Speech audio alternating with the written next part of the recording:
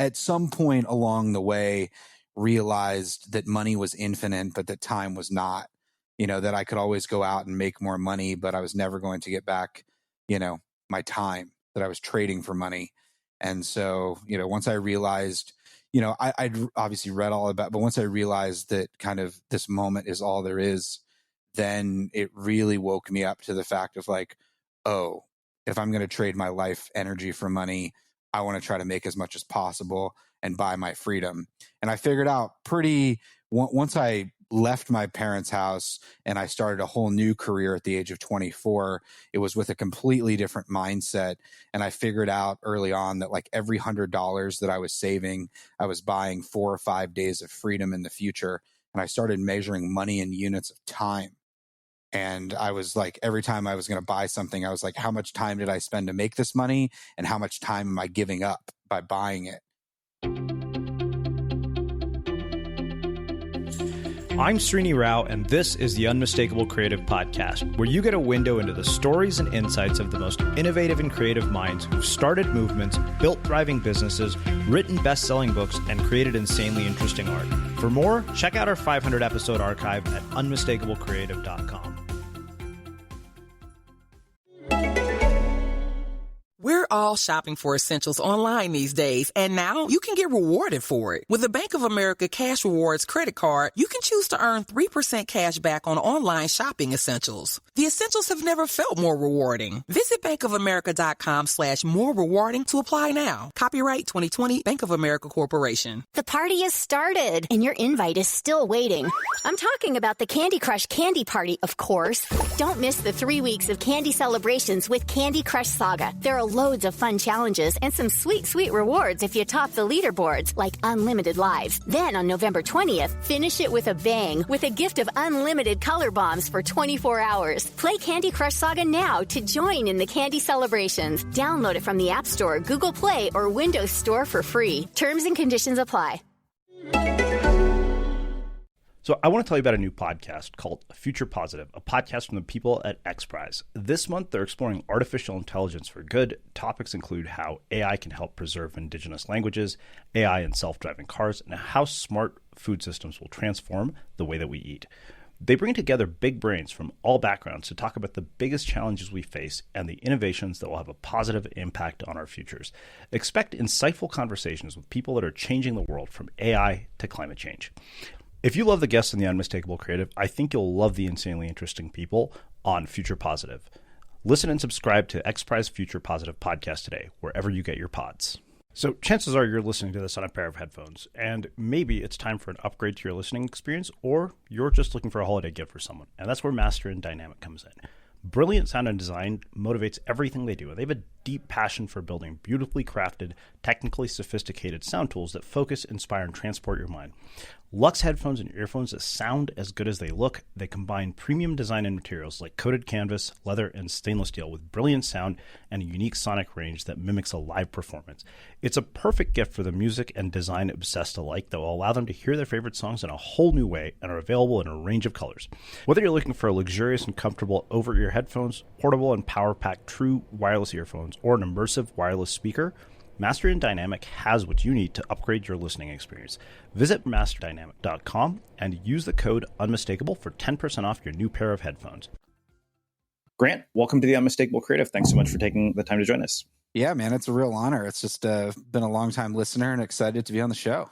Yeah, so you are here because you have a new book coming out with Penguin, which is about a subject that I've spent a lot of time studying and talking to people about, which is around money and finance. But before we get into the meat of all of that, I want to start by asking, what did your parents do for a living, and what impact did that end up having on the choices that you've made throughout your life?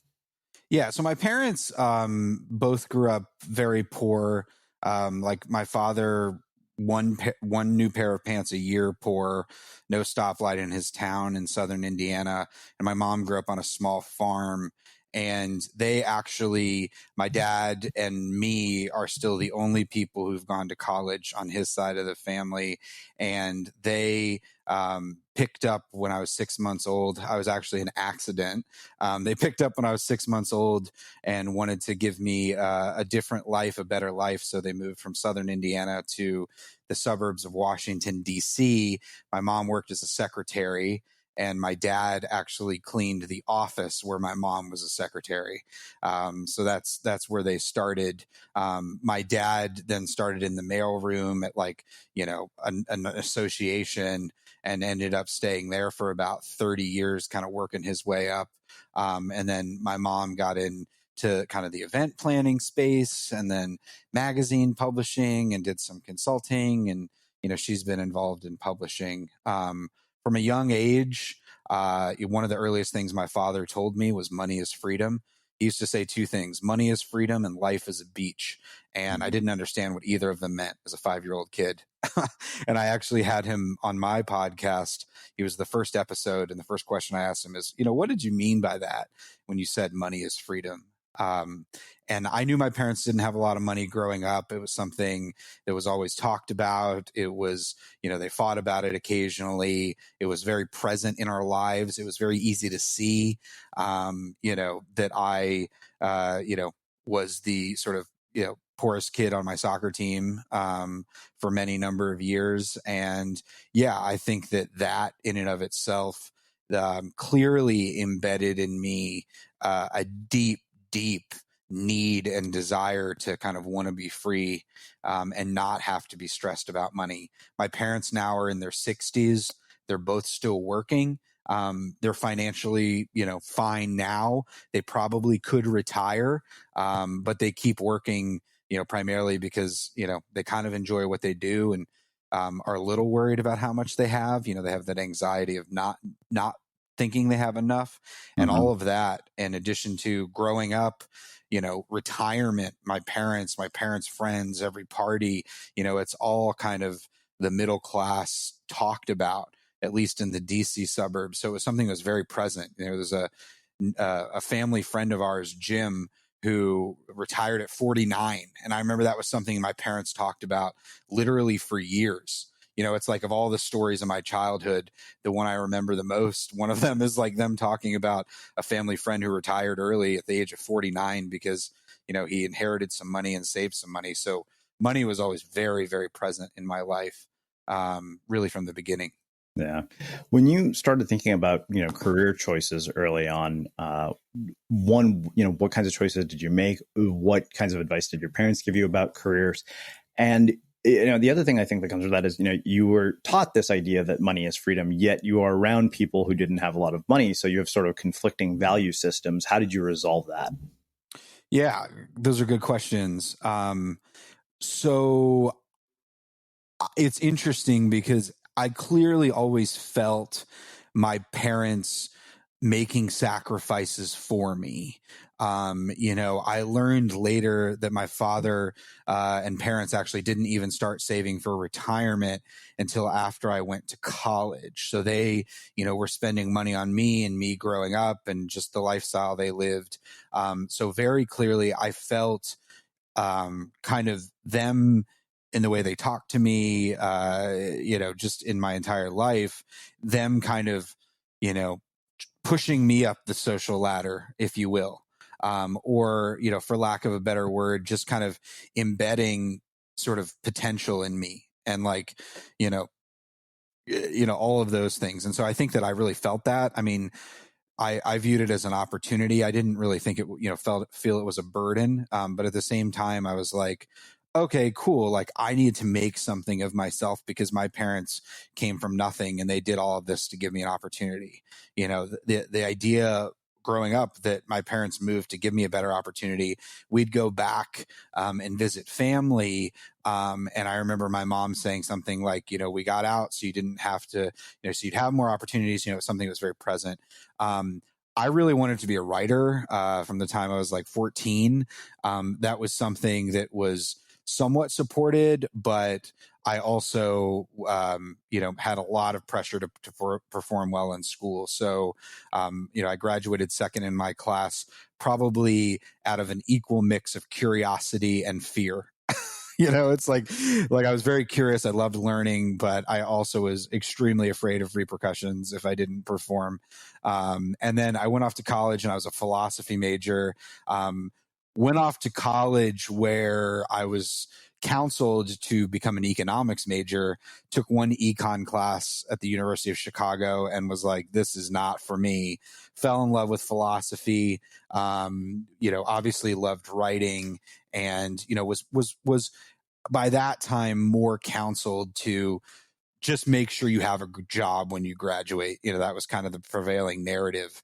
And so that's what I did. I had a job, I got a job at like a call center analytics company. When you call in and they're like, this call may be recorded. Well, I worked for a company that listened to those calls and tracked like sentiment analysis. And the work was actually, relatively interesting, but what wasn't interesting was commuting 2 hours each way, sitting in a cube in the middle of a room, no light. My, building, they didn't replace the, air filter. So the air was always stale. My boss sucked. It was the quintessential, like, oh my gosh, this is going to be terrible forever. And I remember calling up my dad like 3 weeks after I started the job. I said, man, this is terrible. I'm so tired. I got to get up at 4:30 a.m. Da, da, da. And he's just like, welcome to the real world. You'll get used to it. And, fast forward kind of 2.5 years, I bounced around 4 different jobs. I got laid off twice. The first time I got laid off was from that analytics company because I wasn't making them enough money and we lost one of our clients. And so they let me go. And then the second time I got laid off was I was working at a newspaper as a researcher, and it was in the Great Recession and they weren't getting any their ad revenue declined. So I got laid off because I was the low guy on the totem pole. And so at 24, I found myself, living back home with my parents and sleeping in the same bed that I'd slept in as a 7-year-old kid. And I had $2.26 left to my name. And my parents said I could stay there for 3 months, but they weren't going to give me a dime, and that, I needed to find a job. And, every night that I went down to dinner and sat with them, they didn't really say much, but I could just see the insane and incredible kind of disappointment and confusion and worry and all those emotions wrapped up in their faces. Been there, done that. I think you and I can relate to that because, we both, I think, have had similar experiences. One of the things I wonder, you're a philosophy major at what is effectively an elite institution. I know this because I've been to one myself. I know that University of Chicago has a world-class reputation. I wonder, what are the things that you learned about the definitions of success from the people that were your peers, and how did your being a philosophy major shape that?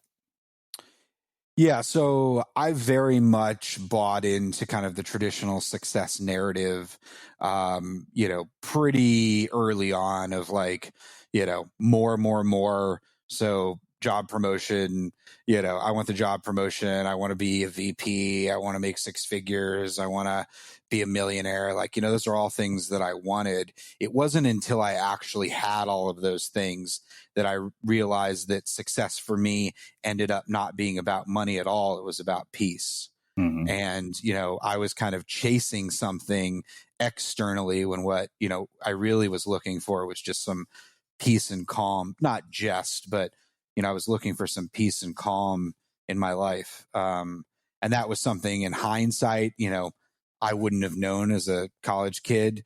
A lot of my philosophical training was focused on, it's like linguistic philosophy and psychoanalytic theory. And so I'm very, very interested in like how, our unconscious is structured. And so I was I loved language. I was in love with kind of the power of language. I wanted to be a writer, but, I wouldn't, once it's great to kind of dream, and then you face with that wall of reality and you're like, oh crap, I got to get a job. And I very much just, once that carrot was placed in front of me, I bit it. You know what I mean? Like the first job I got out of college, I was making like $42,000, and you would have thought I won the lottery, man. Cause I was like, whoa, and then quickly realized the trade-off that I was making for it. And, at some point along the way realized that money was infinite, but that time was not, that I could always go out and make more money, but I was never going to get back, my time, that I was trading for money. And so, once I realized, I'd obviously read all about, but once I realized that kind of this moment is all there is, then it really woke me up to the fact of like, oh, if I'm going to trade my life energy for money, I want to try to make as much as possible and buy my freedom. And I figured out once I left my parents' house and I started a whole new career at the age of 24, it was with a completely different mindset. And I figured out early on that like every $100 that I was saving, I was buying 4 or 5 days of freedom in the future. And I started measuring money in units of time. And I was like, every time I was going to buy something, I was like, how much time did I spend to make this money? And how much time am I giving up by buying it? And so I became very fixated on, clearly financial freedom, which is what my book is about. But how could I, what trade-off was I actually making? And I really wanted like a new car. It's going to be $40,000. And I calculated that I was going to have to work almost 6 more years in the future in order to buy that car. So not only would it, it was 2,000 hours of my life I was trading for that car, but I was sacrificing that, and I would have to work another 6 years in the future just to afford it. So I started measuring my life that way. And that's really what the book's about, how to make more money in less time so you have more time to live a life you love. But hindsight's always 20/20, man. Looking back, I see it a lot clearer. Yeah, I think it's so interesting you bring up, the way that you chose to measure your life, which I want to talk about. But one of the things I want to ask you about, just out of my own personal curiosity, is the impact that this time period with your parents had on your relationship with them. Because, having read Unmistakable, I spent plenty of time living at my parents' house, way more than anybody should. And I did it way later in life than you did. And it was humiliating for a very long time. So I wonder, one, how did you deal with whatever internal baggage you had around that? And how did you navigate the dynamic with your parents? So thankfully, it was only a 3-month period, incredibly traumatic in that sense. But I kind of stayed away from them. I was spending most of my day, applying to jobs. When I was writing the book, I looked back and I sent out 217 resumes and I didn't get a single email back before I realized that I needed to do something differently. That's when I went into, taught myself how to use Google AdWords. So that was when I got Google AdWords certified. Luckily it was only 3 months that I was really living with them. I think I went over the 3-month mark. I think I was like 4 or 5 days over, but by then they knew that I was, applying to different types of jobs. I don't know if they would have actually kicked me out. I think I was so fixated and so traumatized that I didn't really have to think that hard about how it made them feel. I was just like, I need to get out of here as quickly as possible. Now looking back, in the book, I write very openly and candidly about that time. I think my parents now are more like, whoa, he actually escaped. I made something of himself. And so, I don't think that much about what my parents think about me now. I'm just very thankful that, they're in their 60s and they're still alive and I get to spend time with them. And I have more time than ever to spend with them. So the past couple of years since I've been financially independent, I've spent significantly more time with them than I did, in other areas of my life. But obviously now it's on my own terms. I'm not just crashing their pad. Yeah, so I want to talk about this idea of time, but more importantly, not just time, but this concept of measuring your life, because this is something I've been thinking a lot about. We have all these various metrics by which we can measure our lives today, right? Like by the followers we have on Twitter or fans we have on Facebook or whatever it is, or the size of our audience or the size of our bank account. But to me, as I think about this, especially as my sister is about to get married, and I've just spent time with my parents in India for a month, I realized that, wow, like if I didn't have this set up the way that I do, I wouldn't have that time. And that time to me is much more precious than money. Because like you said, money is sort of infinite. But I wonder, so how do you measure your life or the value of your life or the quality of it? Like, what are the metrics that determine your happiness? Yeah. So I, interestingly, or maybe not interestingly, my life kind of before financial independence and after financial independence is pretty radically different. Just my relationship, I've always kind of felt, the ethereal nature of time. I felt that my whole life. I actually recently found like a journal that I had when I was like 8 years old, and I was writing about time and why does it move so fast? I can't believe I'm 8 years old already. So I've been thinking about this for obviously my entire life. And, there's an interesting thing that has happened is, once I became financially independent, I felt like I had all the time in the world. It was like, whoa, now my days, like I can do whatever I want. Now kind of 2 years in, time feels more like a pond or a lake. It's something that is, it's not, it's clearly passing, but I feel very much at peace with it as opposed to trying to fill every moment of my day. And that's my big challenge. I'm of the generation that, I think I was 23 when I read 4 Hour Work Week. And, and that whole sort of quantified self movement and productivity journaling and all those things of let's schedule every minute of every day. I did that. I scheduled every minute of my day for, almost the entire time that I was working toward financial independence. Now I realize how much that actually held me back because life to me happens when you open to it. And sometimes you don't have to chase anything. You just have to exist and you just have to sit in it. And so I didn't realize, it took me about 8 months I call it my corporate detox. It took me a long time to kind of unravel all the stress and the intensity of, working 80 hours a week for 7 years straight. But once I did, I started to realize, and just I had to give myself permission to do nothing. I started realizing how actually paradoxically trying to schedule every moment of my life was actually making me much less happy than simply opening to life. Because life to me now is very much about the unexpected, the surprise, something I didn't think was going to happen, something that, just becomes. And so you have to kind of create time and space with which to have those interactions with life and existence.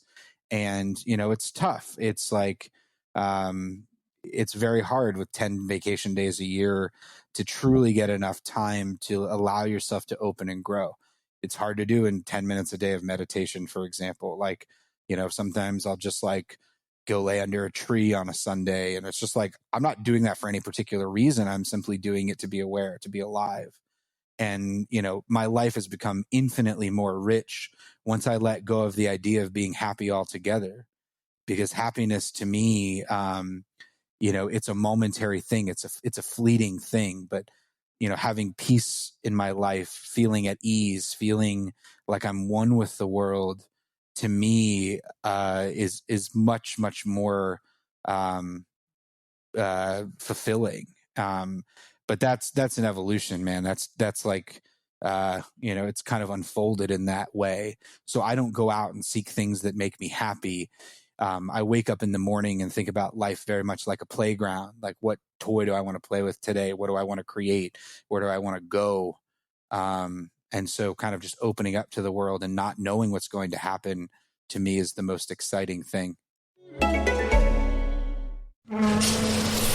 You decided to upgrade your outdoor deck, so you ordered the essentials: a power washer, a set of patio chairs, and a shiny new grill.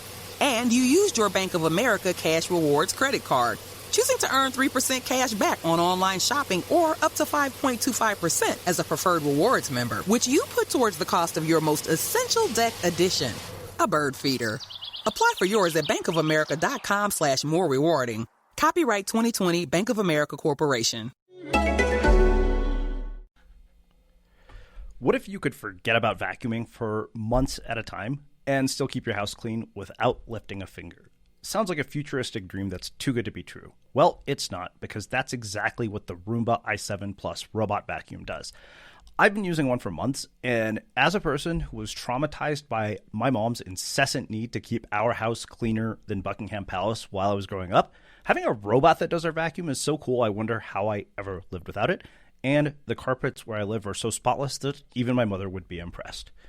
Powered by iRobot Genius, the Roomba i7 Plus robot vacuum is smarter than ever, learning where and when you normally clean and suggesting personalized schedules so you can focus on everything else. Plus, during allergy or pet shedding season, it can suggest extra cleanings to keep your house tidy year-round. The Roomba i7 Plus robot vacuum can clean specific messes for right when they happen, so if you're racing out the door and notice crumbs under the kitchen table, you can use the iRobot Home app or Google or Alexa voice assistant to tell your robot to immediately clean that spot and consider it done. To learn more, go to irobot.com/unmistakable.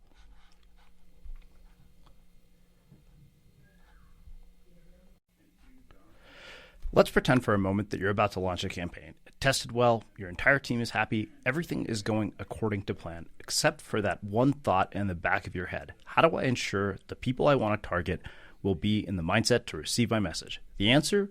LinkedIn. Because when you market on LinkedIn, your message reaches people ready to do business. And that means your advertising campaign will work as hard as it can as soon as you launch it. Over 62 million decision makers are on LinkedIn, and they're thinking about their business. It's one of the many reasons more than 78% of B2B marketers rate LinkedIn as the most effective social media platform at helping their organization achieve specific objectives. For me, LinkedIn has been an opportunity to discover new books I want to read, connect with potential podcast guests, and even find potential opportunities for speaking engagements. LinkedIn can help you reach your short and long-term business goals. They offer tools for brand building and lead generation.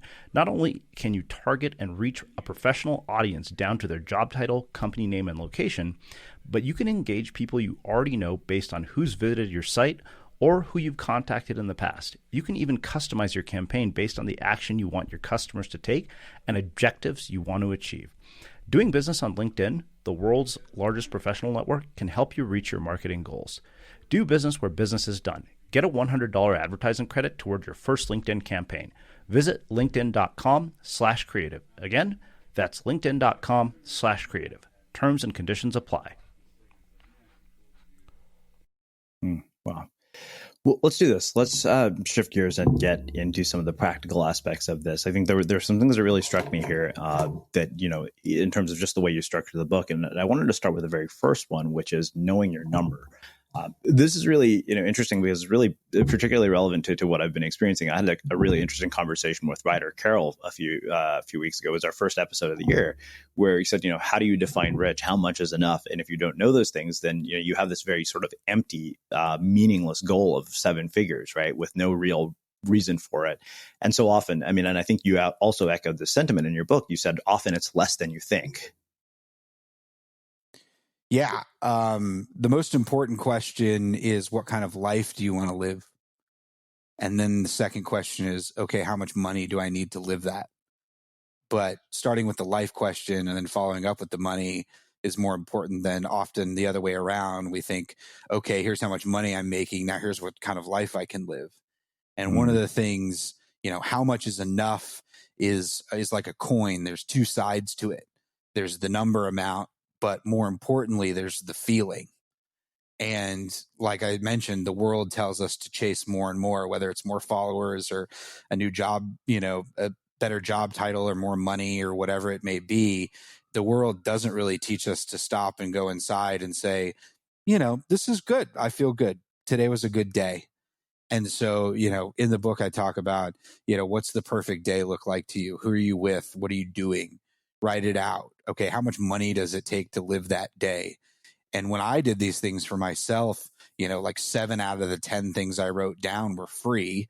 And the other 3 things, like walking my dog in the park on a Sunday, having a conversation with my wife, and then the other things were like relatively cheap, like getting coffee with a friend, doing some traveling.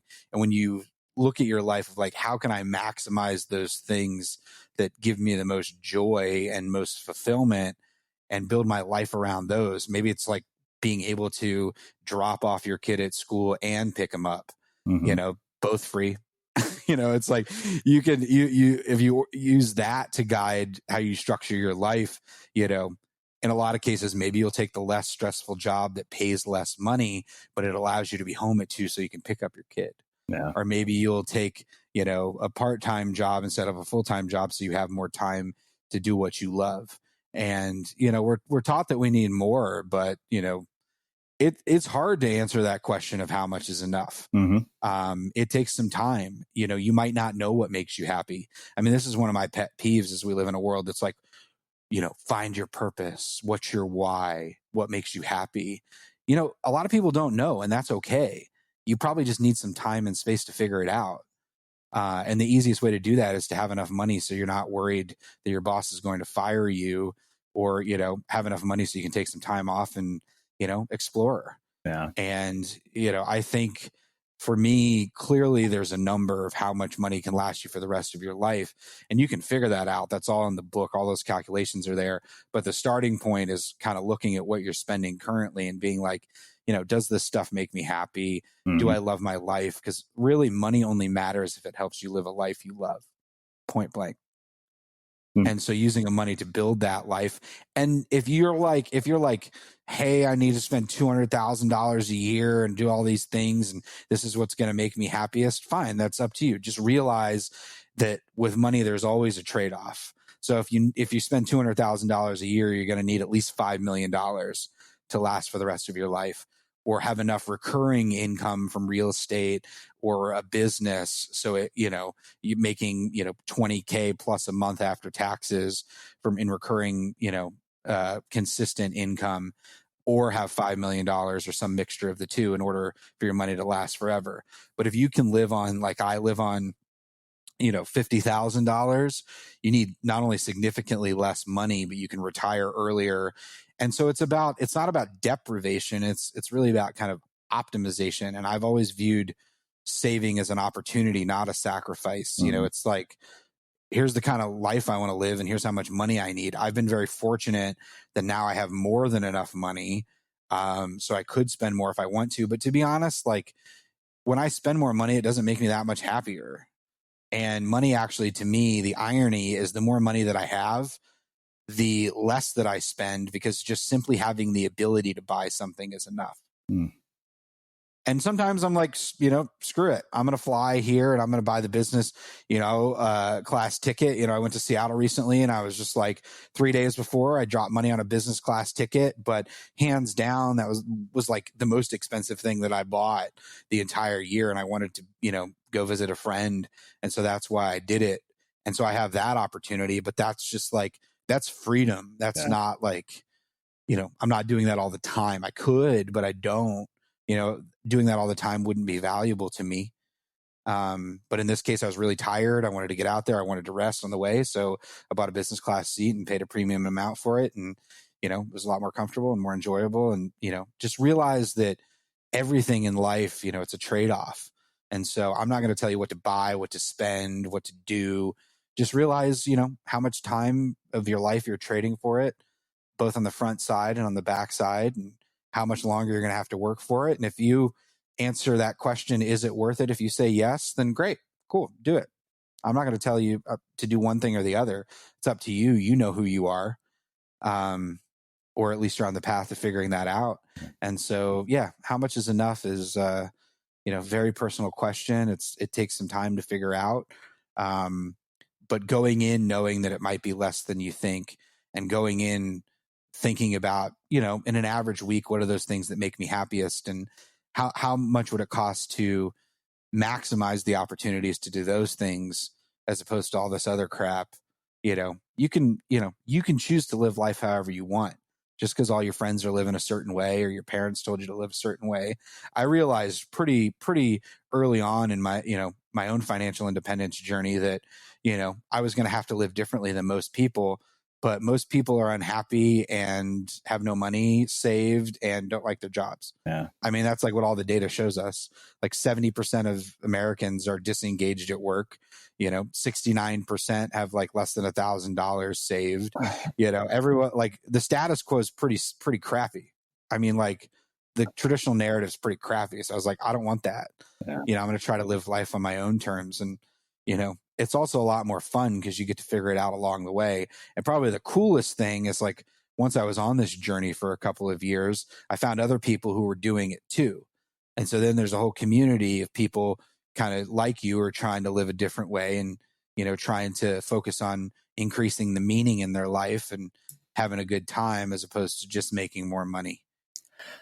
And I appreciate this perspective so much because one is I think it forces us to be really intentional with how we're spending our money. And it's interesting you brought up people not having more than $1,000 saved.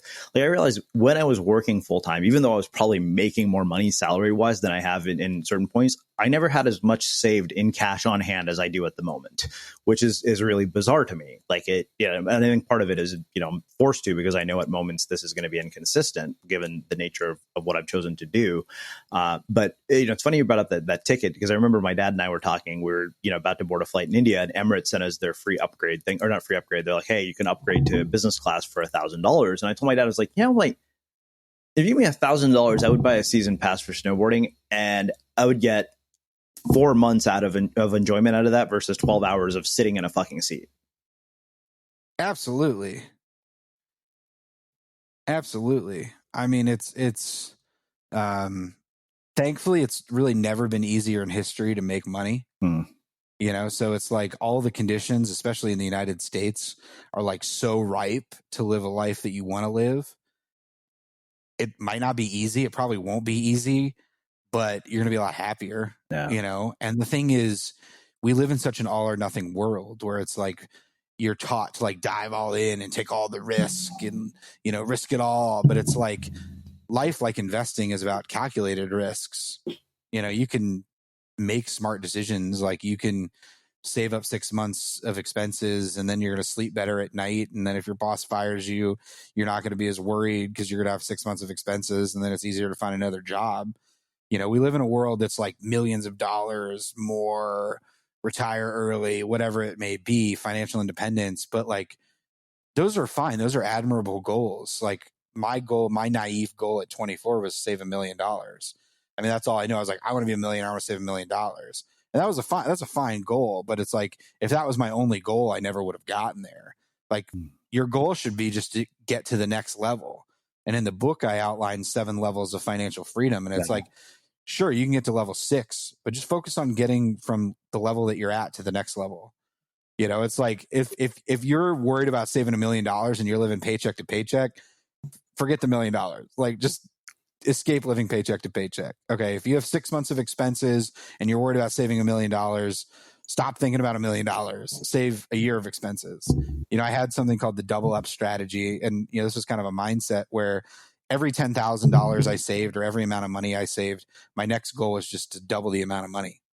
So I remember I had $10,000 saved. I was like, now I need 20, and then I need 40, then I need 80. And that's how I pursued it, as opposed to just being like, I need $1 million, because literally all the research shows that our minds can't even comprehend numbers that large. No. And so it's like, it's so daunting. And so we live in a world where the finance industry sells you a level of precision that's incredibly unrealistic.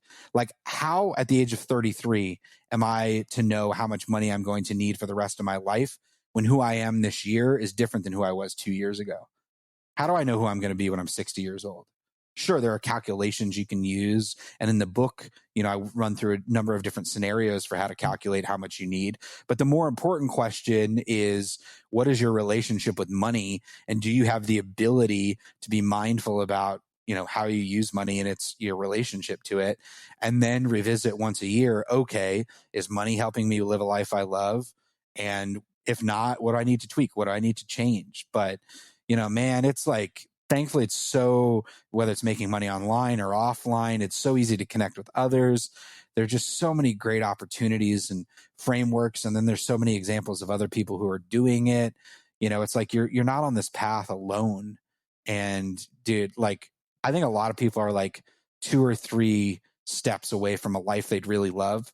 I talk to these people and they just like hate their jobs, hate what they're doing, and they're like, but I can't quit, I can't do something else. And I'm like, yo, just focus on like the 2 or 3 things that you can change in your job that are going to have the biggest impact. It's like, or make these 2 or 3 pivots. It's not, you don't have to be all or nothing. No. It's man, it's like so many people are so close. And that's one of the reasons I wrote this book, because I, at least here's kind of what worked for me and the other 10 people in the book who reached financial independence before 35, we chose to live a different way and make some different choices. And, the thing is, you don't have to be crazy like me and do it in 5 years, but, the principles still hold.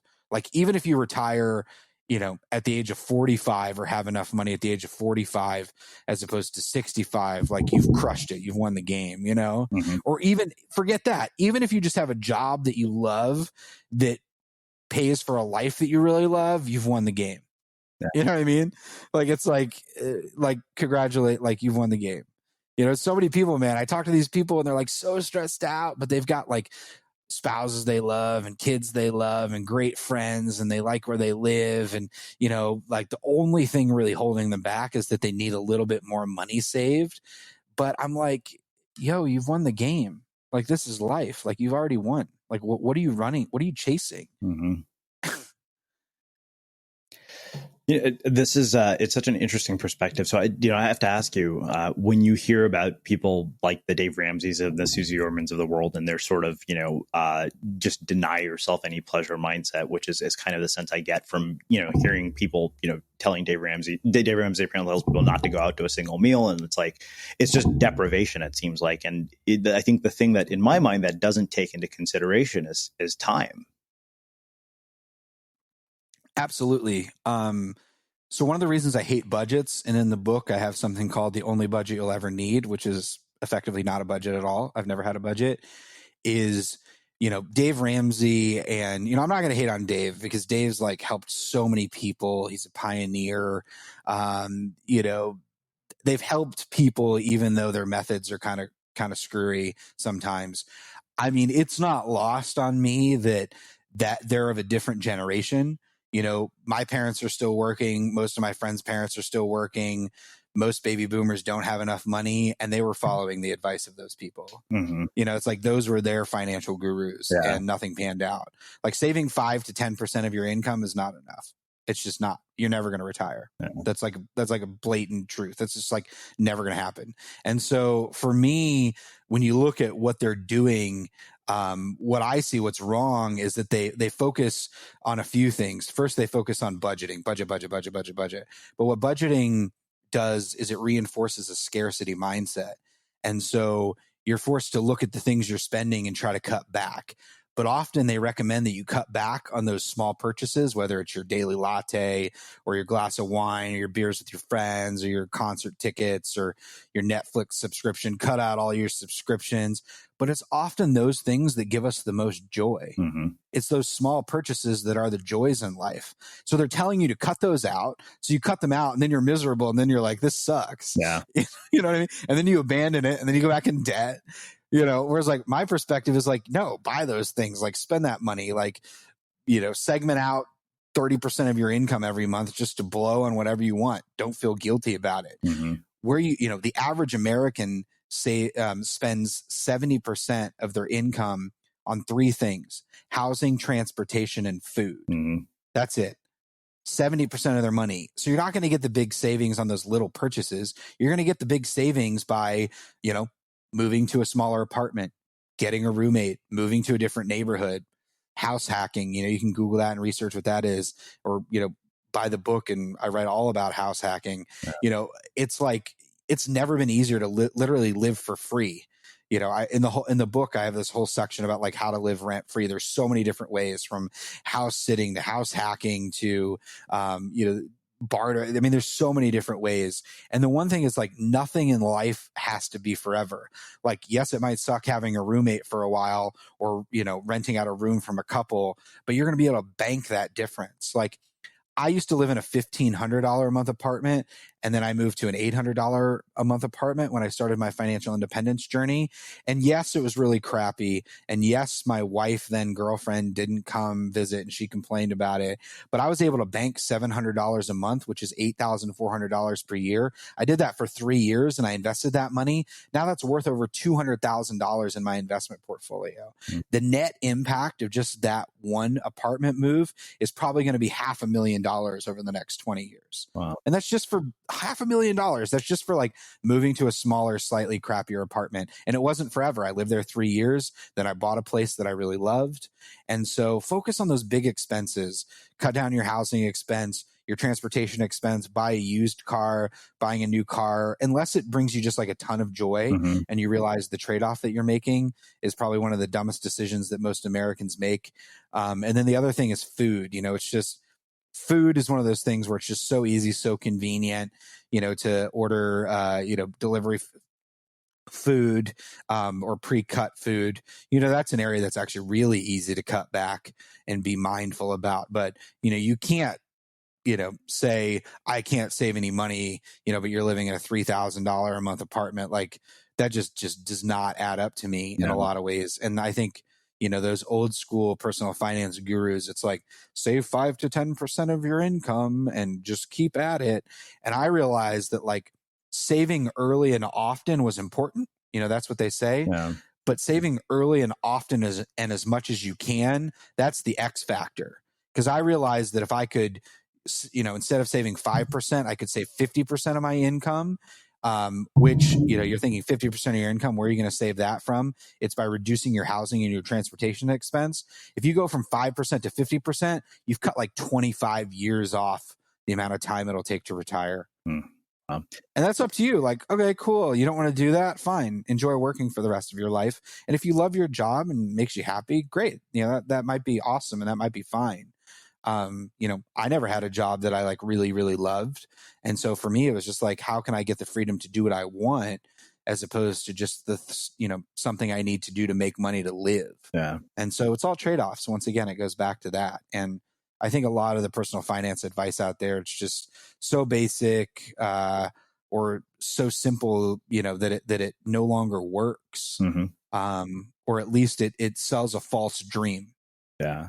Well, I think there's so many numerous perspectives here that are interesting because they challenge so many conventional narratives. One is that, joy is sort of the thing that, should be the thing that determines your purchases. Like I have a nice car, then it's the first nice car I've ever had. And I've never had a nice car my whole life. And believe it or not, even a year after I got it, I'm like, wow, this is actually bringing me a great deal of joy. I enjoy driving this car. Like I actually, I look forward to my commute home to visit my parents and all that. So it's kind of like, yeah, this is important enough that it matters. It's one of the things that I chose to do because it, like you said, it brought joy to my life. But I think that one of the other questions I wonder, from your perspective, we're moving into a world, I think, that is very, very, very uncertain for all of us. And it's interesting. Douglas Rushkoff had an article on Medium where he talked about the fact that he went and gave a talk to a bunch of billionaires.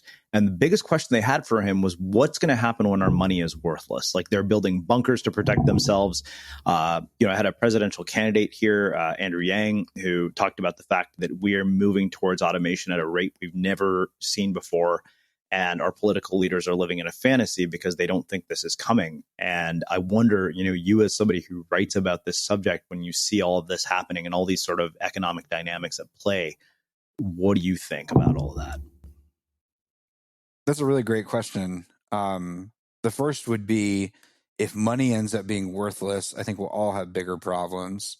I don't have an answer for how to isolate against that. I mean, I think there's I think first off, there's way too many people in the world. I think our planet can't sustain at its current rate, clearly, the number of people that are in the world. I know that the U.S., from a resource perspective, if everyone consumed as many resources as the U.S., we'd need 3 planets in order to sustain ourselves. So it's clear that, even from an environmental standpoint, no matter what your politics are, we're sliding down a slippery slope. I'm probably more worried about that and the impact that will have on everything. It's I don't think there's an answer. I think clearly there's benefit to having enough money and not being reliant on a job to weather at least some of that storm. You know what I mean? Until money is worthless, I feel like money will provide insulation and at least some level of freedom with which to exist in a changing time. Yeah. I also believe that skills are future currency. So I think that the diversity of skill sets and being able to do a bunch of different things will be beneficial. I also think the paradox of automation is that the value of human story and human connection is actually increasing. Mm-hmm. I think, in the digital world we live in, selling, being able to tell stories. I mean, so much of life is storytelling.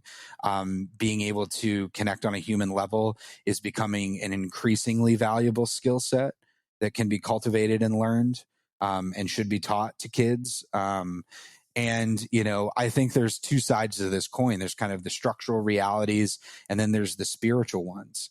And I'm not saying like spiritual in like the religious dogmatic sense. I'm saying in the like, okay, if the world is going to go, down the toilet in the next 80 years, how are we preparing our minds and our hearts for that? Mm-hmm. It's like, the Buddhist will be fine, but it's like, there's an acceptance and an understanding and a love. And there's clearly, from my perspective, man, so I clearly wrote a book about money. I've never been a banker. I don't want to be a banker. I'm not in the finance, I'm in the finance world, but not in the finance world. There's so much greed. There's so much negativity. There's so much, I feel very thankful. I've never worked with a financial advisor. I did it, all on my own and reading blogs and books. And, that's why I wrote this book, because even if you want to work with someone, money is literally one of the most important things in your life. And it's like, so many people just try to outsource it. And it's like, why would you outsource this thing that literally has the potential to build help you build an amazing life? Why would you give the management of that over to someone else? And so getting comfortable with your money and yourself, all of those things are incredibly valuable no matter where the world's headed. I do think more from a climate perspective, we're entering into challenging times. And then the world will respond in kind. I don't know what the world can do with 10 billion people. Clearly, our system is broken. And so from a political, social, emotional, spiritual, I think, there's a real crisis of meaning. There's too much greed. There's too much, I've got mine and I'm not going to help you. So I think, there's someone said this, I don't know who said this, but it was like, imagine, like, we're all so competitive. We're also, capitalism obviously driven by competition, innovation. It's all driven by competition, which is great. Like, I'm a firm believer in all those things. Like, but imagine like what would happen if like, I don't know if you saw, like, I don't believe in aliens. I don't know if you saw yesterday, I was just reading like on the Guardian. It's like for the first time in like the last 15 years, there was like a series of repeating, it was like on all the news stations today, a series of repeating radio patterns that satellites just picked up. And like a bunch of Harvard astrophysicists are saying that it's like extraterrestrial life. And Stephen Hawking, one of the last things he said before he died, he was like, I think there's extraterrestrial life and don't mess with those. Like, I don't know. I don't believe in that. Like, I don't have a stance. I don't have enough information to form an opinion on that. But what I can say is if like tomorrow we all woke up and like realized that the aliens were coming after us, that might be a really good thing for our planet, because we would all bind together. We'd realize like it's humans against them. Like, we'd realize we are one, because as long as we compete with each other and outcompete and outgreed, we're going to destroy ourselves. So I thought that was pretty interesting. Just like, wow, if the aliens showed up, we would clearly band together as humans, as one. And that's what we're not doing. I mean, the world needs to come together and be like, we have one planet. This is our home. We need to persevere. And then on the flip side, humans are obviously, we've lasted for so many years and we're here. We're incredibly resilient. And so maybe 90% of the planet will die off, but I'm sure humans will find a way to persevere. Wow. So given that you have read my book, I'm really interested to see how you're going to answer this question. What do you think it is that makes somebody or something unmistakable? So I'm a huge believer. I've thought a lot about like, what does it mean to be the best? And, being, what you talk about, kind of like being the best or being the only, gosh, it's such a great question. I really believe that there's all you can really do is leave it all on the floor. And what I mean by that is I think trying to clearly be the best is futile. I mean, it's like you're just going to exhaust yourself if the bar, just like more and more and more, like the world we live in, you're always raising the bar. Like once you're the best, there's always going to be someone who's better than you. You can't, it's just like, it's always going to be fleeting. There's always going to be someone who's going to kind of usurp you. And so, I agree that like best isn't kind of the goal. What you can only do is leave it all on the floor. And what I mean by that is, even when I was writing this book, I don't know how well the book is going to do. I hope it reaches a ton of people. I'm not writing it to sell any product or anything. I just wanted to, I wanted to chronicle this period of my life and share the things that helped me get more freedom and other people get more freedom, to try to help others, not be stressed about money and have more time for the things they love, and all these things. And that's my intent and my desire and my dream. And I thought a lot about this because it took me about 3,000 hours to write the book, and I didn't have a whole lot of time. I mean, this is all compressed in like 10 months, and I wanted to look back, and I thought about like, okay, when you're like 75 years old and you're looking back on this opportunity, what's going to be important to you? And the answer that I came to was, no matter what happens, I want to look back and remember that I left it all on the floor, that I put everything that I have into it. And everything that I have means not just hard work, not just hustle, soul and depth and questioning. And, like we're all human. I just want to like lay it all out there. I want to be exhausted at the end. I want to have nothing left. I want to be a completely empty glass. And so that's what I did. I've read over 400 books about money and entrepreneurship and investing. And so I knew a ton about the topic. I lived it, and I was like, most books are just one idea and then a bunch of fluff. And I was like, I want this to be my goal, the highest ROI money book ever. I want it to be nonstop. Here's how to do this. Here's and that was the intention. And so for me, the goal is not to be the best money book or the best money writer. It's to live up to my own potential. It's like to have nothing left. It's like you're running a race and you see those marathoners and they can't even take one more step. They literally fall on the finish line. Like that is living to me. I might not be the fastest. I might not be the smartest. I might not be, work more, but like I'm gonna collapse on the finish line. And that's what I tried to do. And I think that in life, if you do that, and you're honest with yourself about that, and that doesn't mean you have to burn out. It simply means that you give it everything that you have. That, there's a lot of smart people. There's a lot of, great ideas. But, that doesn't mean anything unless you go out on the edge and you try to leave it all on the floor. And I think that's how you become the only. I think that's because there's no one could have written the book that I just wrote, because it's all of me. And that's what I'm worried about. People read it and they're going to literally know everything about me, from every dollar I invested to every thought I had to every breakdown. Like that, you can't replicate me. You can try. It's like the blue ocean strategy of your life. But so amazing. Well, I think that makes a really thoughtful and insightful end to a very, very eye-opening conversation. Where can people find out more about you, your work, the book, and everything that you're up to? Yeah, so financialfreedombook.com. available worldwide. You check out your local bookstore, support your local bookstore. It's also on Amazon, Barnes & Noble, at Millenial Money on Twitter. Millennialmoney.com is my blog, is my website. GrantSabatier.com is where I write about other topics than money. You can follow the book around on Instagram. It has its own account at Financial Freedom. And yeah, hit me up. Let me know what you think about this podcast. I'd love to connect with you. Look forward to hearing your thoughts on the book. If you're stressed about money, check it out. If you have a friend who's stressed, check it out.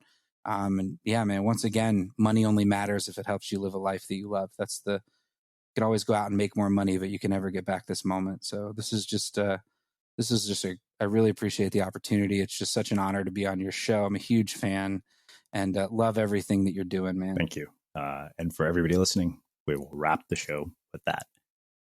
Thank you for listening to this episode of the Unmistakable Creative Podcast. While you were listening, were there any moments you found fascinating, inspiring, instructive, maybe even heartwarming? Can you think of anyone, a friend or a family member who would appreciate this moment? If so, take a second and share today's episode with that one person, because good ideas and messages are meant to be shared. You finally decided to learn how to ice skate. So you ordered the essentials every ice skater needs. A pair of blades, a new helmet, and a good set of knee pads. And you used your Bank of America Cash Rewards credit card, choosing to earn 3% cash back on online shopping. Rewards that you put towards the cost of an essential piece of post-skating recovery, a heating pad. Visit bankofamerica.com/more rewarding to apply now. Copyright 2020 Bank of America Corporation.